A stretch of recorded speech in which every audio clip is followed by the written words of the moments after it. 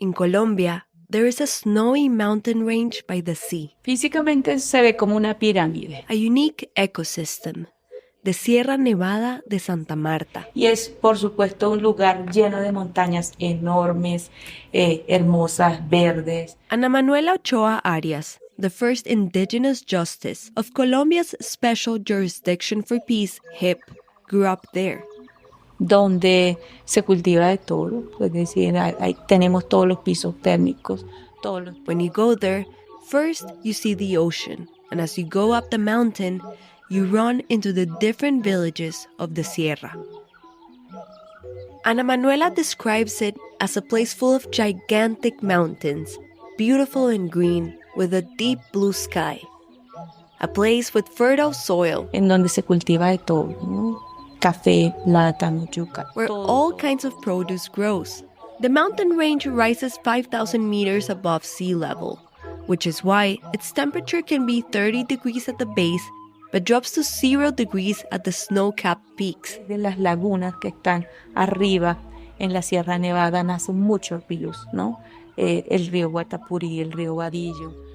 It is a unique region where networks of ecosystems and four indigenous peoples coexist. También bajo la idea de que el territorio para nosotros es un ser sintiente, es un cuerpo vivo que está interconectado con muchos otros sitios sagrados, con muchos otros sitios que tienen mucho poder energético. The territory is a sentient being, says Ana Manuela. It is a living body, and that means that anything that happens there, any event that occurs between humans, Ocurre un bombardeo, por ejemplo. is felt by the territory. Se daña un sitio sagrado, se rompe una conexión, ¿no? Se rompe esa... A violent event can break a connection between one territory and the rest of the environment.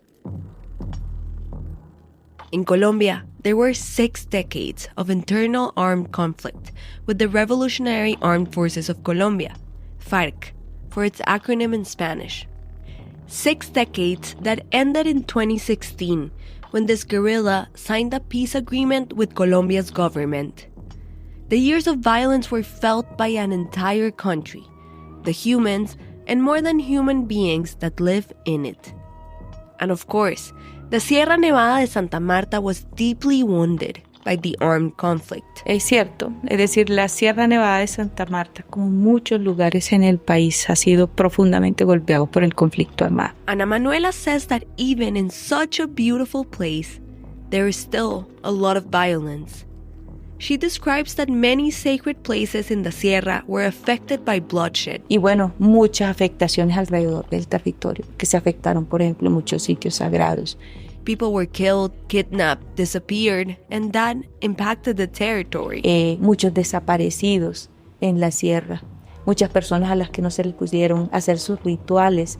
Ana Manuela, as an indigenous justice of the Special Jurisdiction for Peace, is one of the persons playing a crucial role in this process.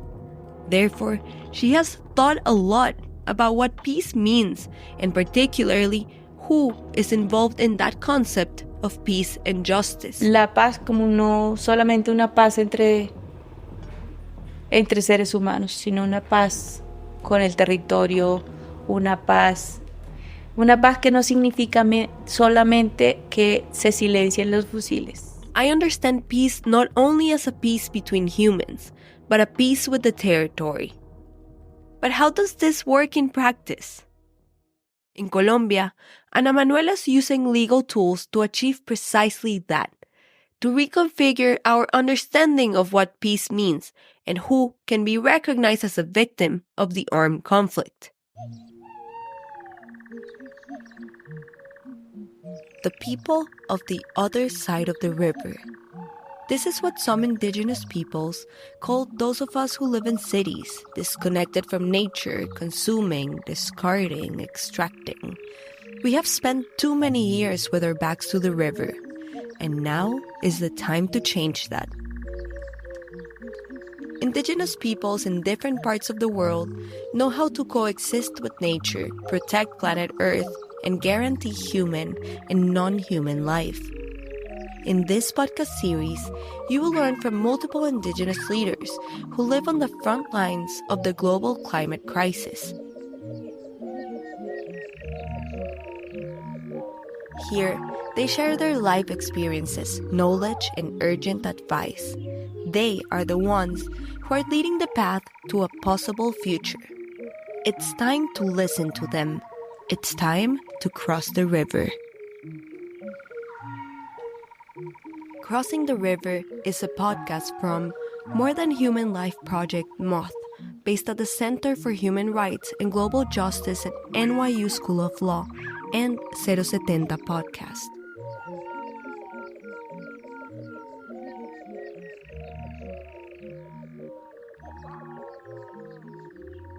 Before we continue listening to Ana Manuela, it is important to understand what the Special Jurisdiction for Peace, HIP, is, the institution where Ana Manuela serves as a justice.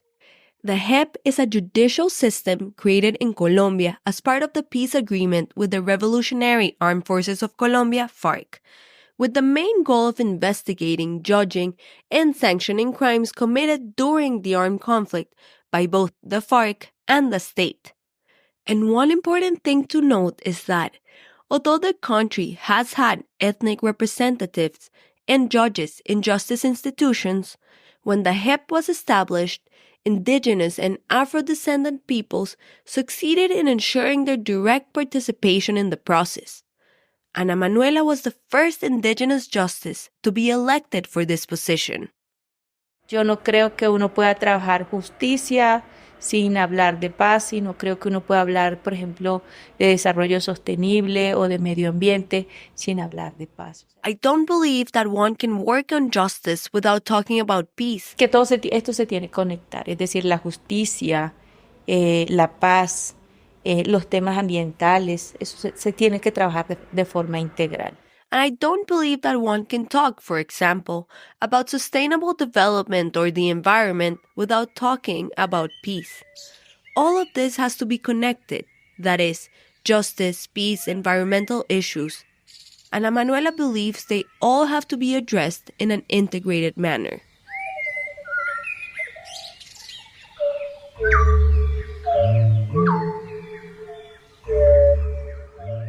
The Sierra Nevada de Santa Marta is the ancestral territory of 4 indigenous peoples, the Kogi, the Arhuaco, the Wiwa, and Ana Manuela's people, the Cancuamo. According to their cosmology, each of these peoples represent a leg of the table formed by the Sierra, and they are the guardians of the world's balance.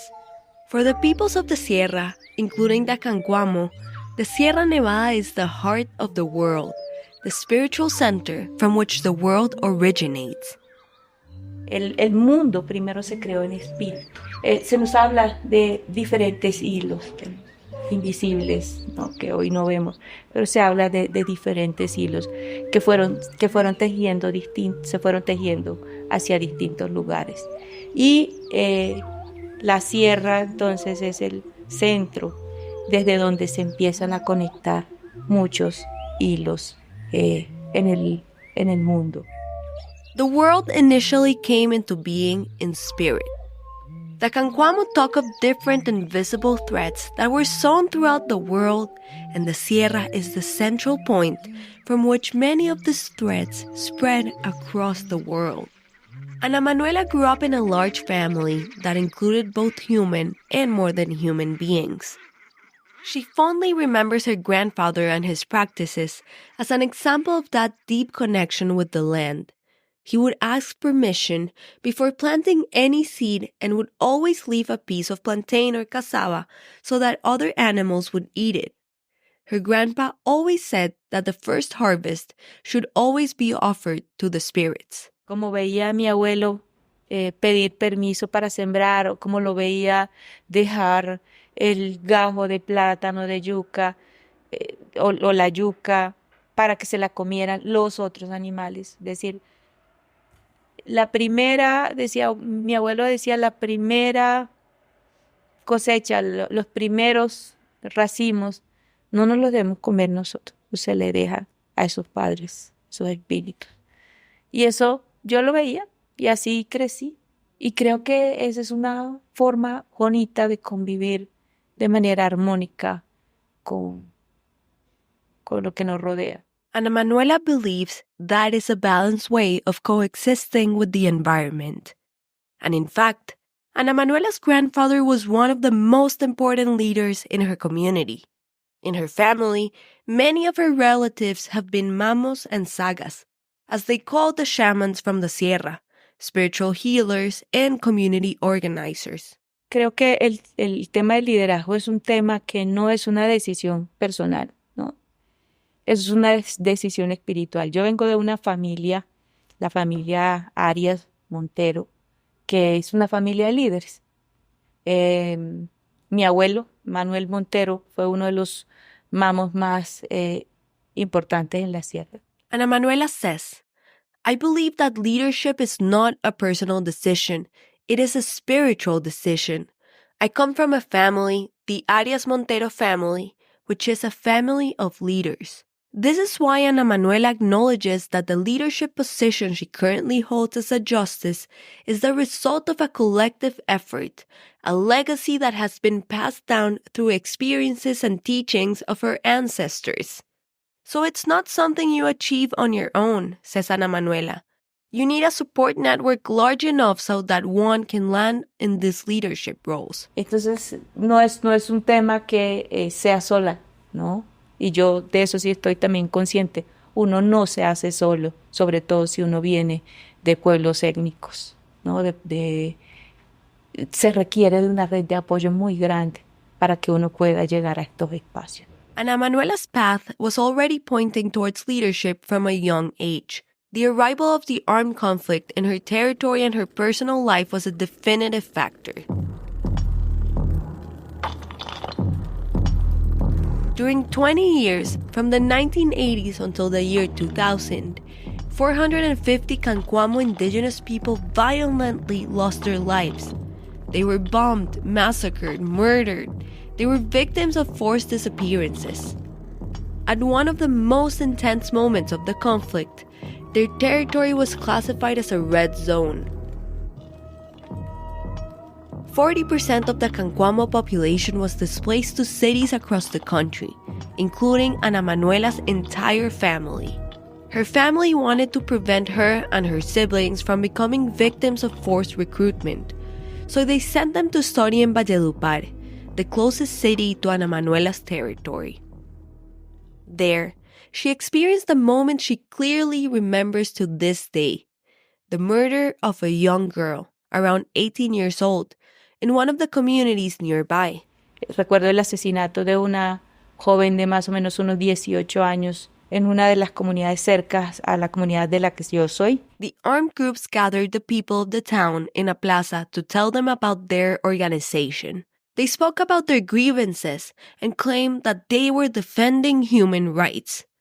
Ana Manuela confronted them. Yo les dije que sí, que cómo era posible que siendo una organización que al parecer luchaba por los derechos humanos, porque tenían que asesinar niñas, porque que eso era una violación de los derechos humanos. Y yo recuerdo que estaba muy pequeña, debía tener unos 14 años, cuando me enfrenté a este grupo armado a decirles estas cosas. She questioned those men. How could an organization that says it fights to defend human rights kill young girls?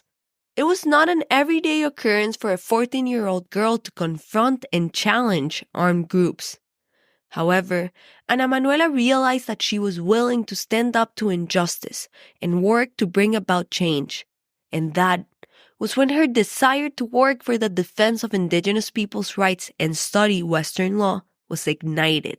De ahí empezó como esta idea de trabajar, de estudiar, ¿no?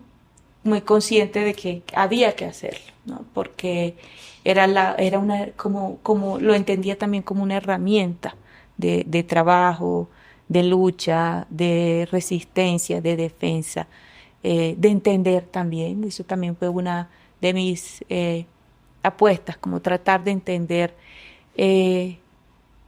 cuáles eran las herramientas de defensa que tenían acá. Por eso decidí entonces estudiar Derecho. She wanted to understand which tools she could have at hand to work towards the defense of her people and territory. And eventually, that's why she decided to go to law school, Ana Manuela, upon graduating high school, moved to Bogotá, the capital of Colombia, to study law at the Universidad de los Andes, a private university. Since then, she has worked for the defense of human rights in different institutions, such as the National Indigenous Organization of Colombia, the Inter-American Commission on Human Rights in the United States, the Permanent Consultation Secretariat, and the Office of the Ombudsman in Colombia, before reaching her current position as a justice in the JEP. In the JEP, Ana Manuela is in charge of investigating and sanctioning the crimes committed during the armed conflict. One of her goals is to ensure more than human beings are also classified as victims of the war. What does that imply? Well, many things.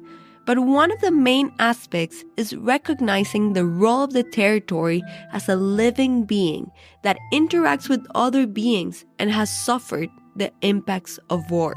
Yo creo que todo aquí está atravesado por el territorio. I believe that everything here is intertwined with the territory, explains Ana Manuela. Y creo que por un gran sufrimiento del territorio. And I believe that there is great suffering in the territory. O uno de los casos más paradigmáticos aquí es, por ejemplo, el caso 02, que investiga los hechos ocurridos en Tumaco, Ricaurte y Barbacoa. One of the most paradigmatic cases in Colombia is Case 002, which investigates events that occurred in Tumaco, Ricaurte, and Barbacoas, located in the Colombian Pacific region.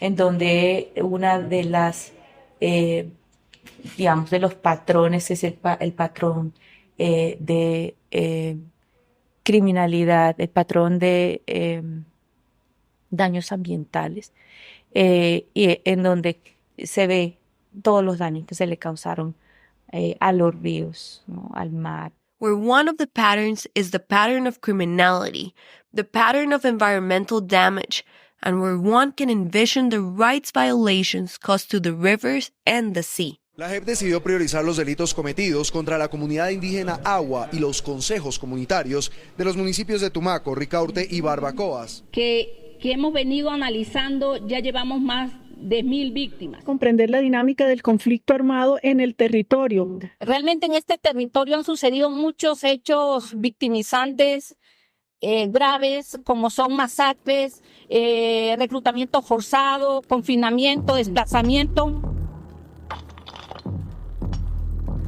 Case 002, which Ana Manuela mentions, is one of the macro cases investigated by the JEP. This case is led by Belkis Izquierdo, another indigenous lawyer from La Sierra who works as a clerk in the JEP. The case is located in 3 municipalities in the south of Colombia, on the border with Ecuador. In this case, the JEP investigates a series of crimes against indigenous, Afro-Colombian, and peasant communities in this territory, allegedly committed by the FARC-EP and the public force. However, as Ana Manuela points out, this case also investigates the socio-environmental and territorial damages that occurred in these areas, particularly in the territories of Afro-descendant community councils and indigenous reservations of the Awa and Eperara-Siapidara peoples. Acá se declaró el territorio, el Caxazú del pueblo Awa, el Eperara Eura del pueblo Eperara-Siapidara como víctimas. Y fue mucho también preguntarles a ellos, ¿no? Cómo era esa relación con el territorio, cómo se afectaron los espíritus, qué se afectó con el conflicto armado. For the first time in the context of the peace process in Colombia, a territory was recognized as a victim of the armed conflict. The Awa people called their territory Caxazú. The Eperara-Siapidara people referred to it as Eperara Euda As. Their territory, a more than human being, was declared as a victim by the JEP. To achieve that, much of the work involved asking indigenous peoples about their relationship with their territory, how it was affected by the war, and how the spirits were affected by the armed conflict. The JEP based its decision on several factors: the testimonies of the indigenous peoples, and the impacts of the exploitation of the territory for gold and deforestation for illicit coca crops. However, perhaps the most remembered events in the territory were the oil spills. 8 spills that occurred between 1976 and 2015. The most extreme case occurred in 2015, when the FARC spilled 410,000 gallons of crude oil onto streams that flowed into the Mira River, a river from the Andes region that crosses from Ecuador to Colombia into the Pacific Ocean.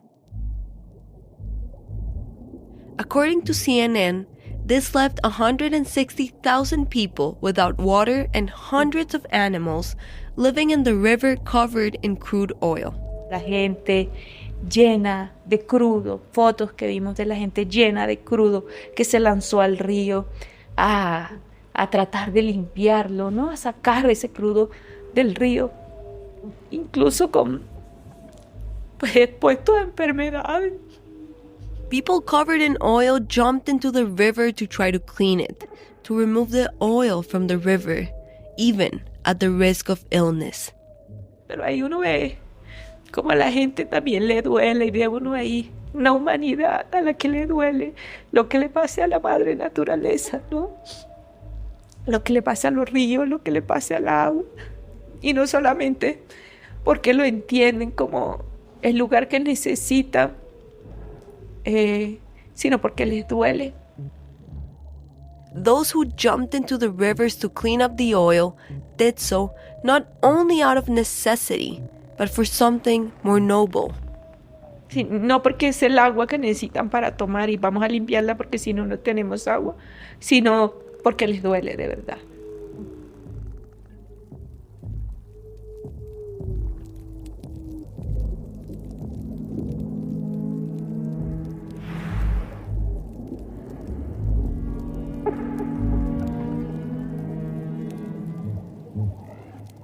Ana Manuela believes that this is one of the most important decisions they have issued, not only as justices, but also as indigenous peoples to the special jurisdiction for peace. Creo que esa es una de las decisiones más importantes que hemos expedido no solamente como magistradas, sino también como indígenas, porque es quizás una de las pocas contribuciones o grandes contribuciones que nosotros como miembros de estos pueblos le hemos hecho a la Jurisdicción Especial para la Paz. Declaring a territory as a victim in a restorative justice context is an act of hope. Recognizing the suffering, documenting it, and making it part of a country's historical memory is one of the ways in which the law creates a space for healing. It is also an effort to reshape the tool of Western law, to recognize the territory and the multiple worldviews of those who inhabit it. Esa acreditación del territorio como víctima surge de toda esta cosmovisión con la que venimos nosotras cargando. The recognition of the territory as a victim arises from the worldview they carry as indigenous justices. Es decir, nosotros sí pensamos que el territorio es un ser sintiente, que siente, que le duele. It's a reflection of believing the territory is a sentient being. Que le duele que sus hijos, hijas se mueran o sean desaparecidos sin un ritual, porque ella nos dejó rituales para hacerles a nuestros muertos. That it hurts when its children die or disappear without a ritual. That it is pained by the shedding of blood. Que le duele el derramamiento de sangre, que le duele no solamente que derramen grandes cantidades de barriles de petróleo en el territorio, sino que le duele todo lo que pasa también con la humanidad. That it is not only troubled by large quantities of oil being spilled on the land, but is also hurt by everything that happens with humanity.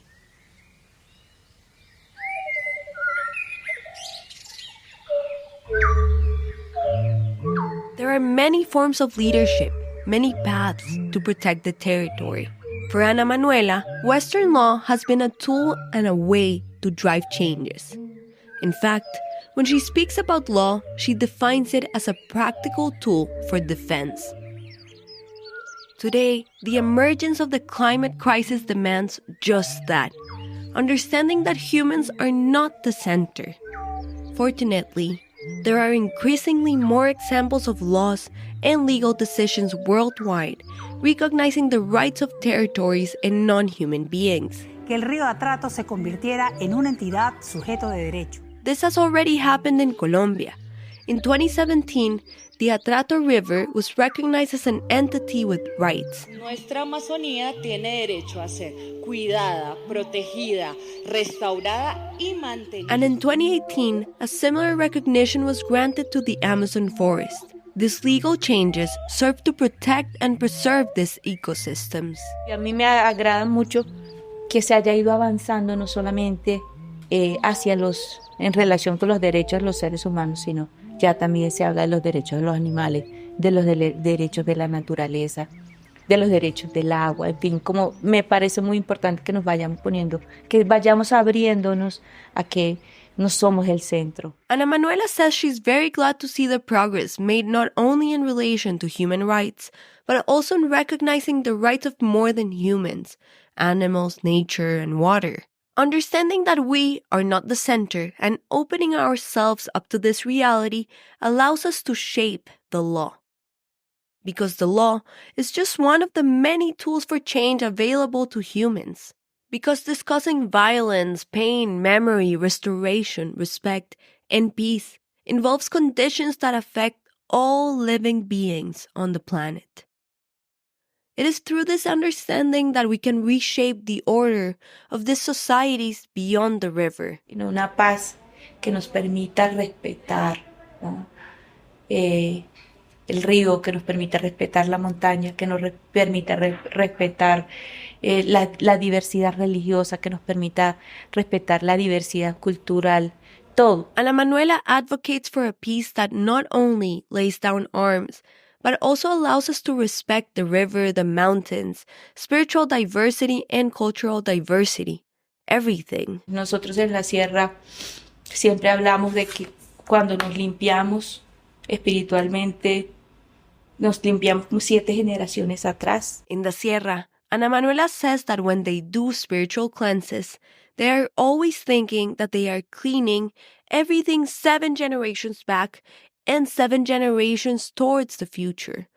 It's a spiritual ritual that looks towards the past, to the ancestors, but also to the future generations. Es decir, cuando nosotros hacemos rituales de limpiarnos energéticamente de cosas malas que hayan pasado, tenemos que pensar en 7 generaciones atrás, pero también 7 generaciones adelante, ¿no? That's why she advocates for comprehensive peace, a peace that integrates people and the territory. Because in a way, restorative justice works like a cleansing. It's an opportunity to mend the past, heal wounds, and make room for what is to come. Nuestros pueblos son pueblos que no piensan en el hoy solamente, en el presente, sino que están pensando en los hijos de sus hijos y en los hijos de esos hijos también. Y yo creo que por ellos trabajamos.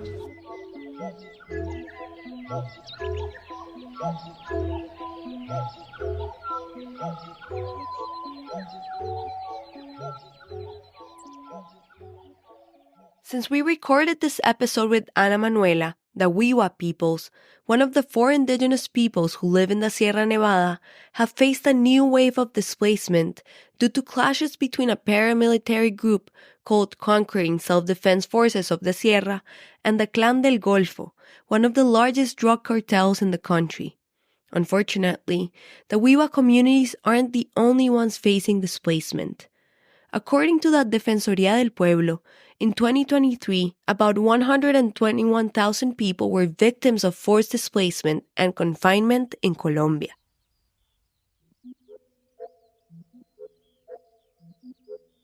Crossing the River is a podcast from More Than Human Life Project Moth, based at the Center for Human Rights and Global Justice at NYU School of Law and 070 Podcast. The production and script were made by me, Goldie Levy. It was edited by Carlos Andrés Vaquero Díaz, who is also the lead researcher of this project, and Natalia Arenas from 070. It was commented by Cesar Rodríguez Garavito from NYU Era. The assistant sound editor is Juan Felipe Rojas. The images of this podcast are made by Nefasta. The music is by Cosmo Sheldrake. Thank you to Ana Manuela Ochoa for accepting this interview, for the work that you do, and for your hopefulness. And thank you for listening. Free audio post-production by alphonic.com.